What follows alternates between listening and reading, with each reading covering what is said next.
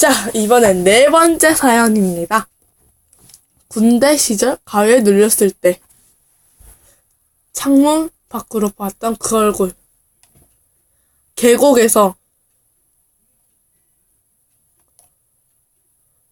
그 주인공은 바로 중학교 1학년 때 제 짝꿍이었죠. 아니, 정확히 이야기하자면 여름방학 때의 짝꿍이었습니다. 중학교 여름방학 직전 저희 담임 선생님은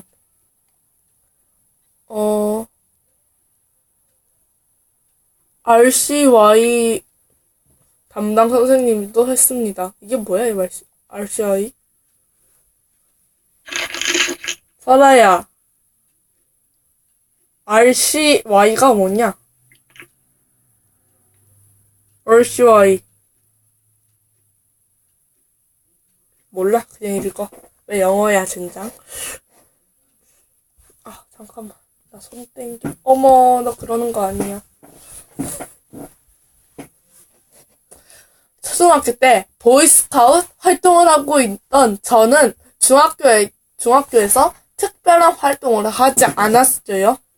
하지만 담임 선생님께서는 RCY의 수련회나 캠프가 있을 때마다 저를 데리고 가셨습니다.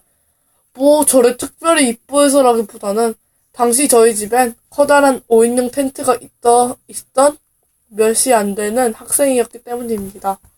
일단 수련회나 캠프에서 커다란 텐트가 필요한데 학기 초에 한번 빌려드렸다가 나중엔 행사가 있을 때마다 아예 회비를 면제받고 함께 가기로 되었습니다.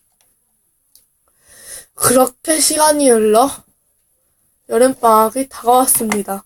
정확히 여름방학이 하던 날 역시나 RCY 캠프로 인해 반 애들은 RCY 캠프 여부를 체크하셨고 저에겐 이렇게 말씀하셨죠. 땡땡아, 너도 그날 텐트 들고 나와? 저는 당시 저 말은 그냥 당연한 진리 같은 거였습니다. 제가 거부할 어떤 이유도 없었죠. 하지만 신기하더군요. 무척이나 가기 싫었습니다. 제가 안 가도 별 상관없고 친하게 지낸 제 친구들도 다 가는데 말이죠. 계곡으로 1박 2일로 놀러가서 캠프를 하고 밤에 무서운 이야기를 하는 정도였고 제가 일을 해야 하는 것도 회비를 내야 하는 것도 그렇다고 싫어하는 그 누구와 함께 가는 것도 아니었습니다. 그냥 단지 가기 싫었습니다. 선생님, 저 가기 싫은데요? 눈물 많고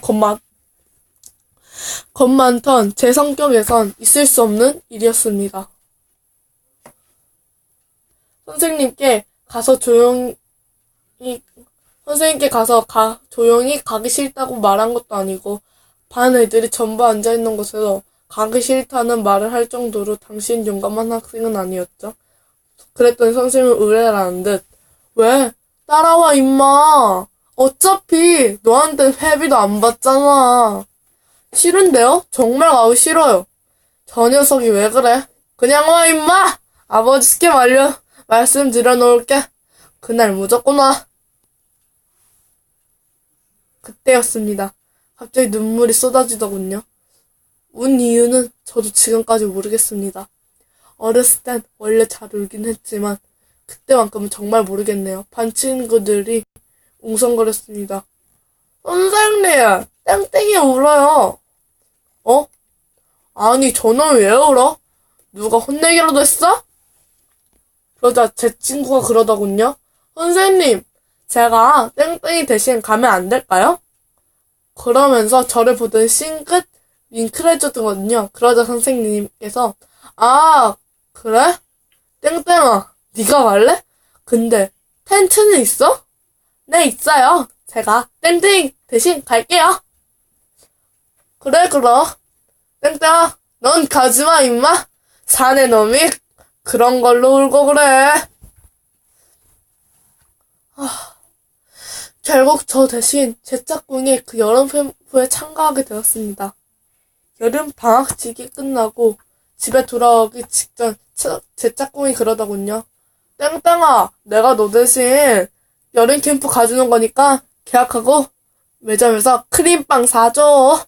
라며 웃으며 집으로 갔습니다. 그러나 여름방학이 지나고 개학날 제 짝꿍이 늦는 겁니다. 아침 조회 시간이 다 돼도 제 옆자리는 텅 비어 있었죠. 여리는 마음이었지만 가슴이 요동치는 것이 불길한 느낌을 감출 수 없었습니다.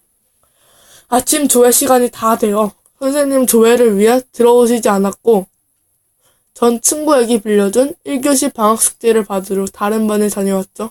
방학 숙제를 받아들고 저희 반의 문을 열었는데 담임선생님께서 서둘러 조회를 마치고 교무실로 가는 게 보이더라고요. 교무실 문을 들어선 순간 내 눈에 들어오는 하얀 국화 한 송이. 제 짝꿍 자리엔 그 친구 대신 하얀 국화 한 송이가 놓여져 있더군요. 평소에 아침 조회 시간 이후라면 시끌벅적한 교실이 그날따라 너무도 무거웠습니다. 나중에 자세히 듣게 된 이야기로는 캠프를 가서 물놀이를 하는 도중 사라졌다고 하더군요. 허리밖에 안 하는 것이었고 단체로 준비 운동을 했음에도 불구하고 익사로 제 친구 대신 저 대신 간 제 짝꿍이 그렇게 되었다는 게 한동안 견딜 수 없었습니다. 마치 저 대신 죽은 건 아닌가 하는 생각이 들 정도로 말이죠. 철이 들어가고 생각이 바뀌면서 친구의 인생 대신 살고 있었다면 더욱 강하게, 더욱 열심히 살아야 할 텐데 그렇지 못한 것이 때때로 그 친구한테 미안한 생각이 들 때가 많습니다. 어쩌다 보면 제가 피하게 된 그 죽음, 아니면 어쩌면 제가 갔었다면 아무 일이 일어나지 않을지도 모르죠. 하지만 운명은 그렇게 작은 판단에도 엄청난 결과로 바뀌기도 한답니다. 그때 저조차 이유를 모르고 흘렸던 눈물이 없었다면 어땠을까요? 저는 방학 전 절 살렸던 그 눈물을 남자가 된 지금이라면 흘릴 수 없을 텐데 말입니다. 내가 사는 인생, 언제, 어느 순간, 어느 곳에서 뒤바뀔지 모릅니다. 그동안 후회 없도록 더욱 열심히 살아보자 다짐해봅시다. 자, 이렇게 네 번째 사연인 계곡에서 하는 건데, 근데 여기서 보면은, 여기 글이 이렇게 올라와 있는데, 선생님이 막, 여기서, 땡땡아, 너 그날, 텐트 들고 나와? 할 때 뒤에 눈웃음이 있어요. 선생님이 죽인 건 아닐까 싶어요. 봐봐. 선생님이, 그 주인공이 가기 싫다고 했어. 근데 따라오래. 저 녀석이 왜 그래? 아버지께 무조건 말씀드리니까 무조건 와 하면서 화내를 내.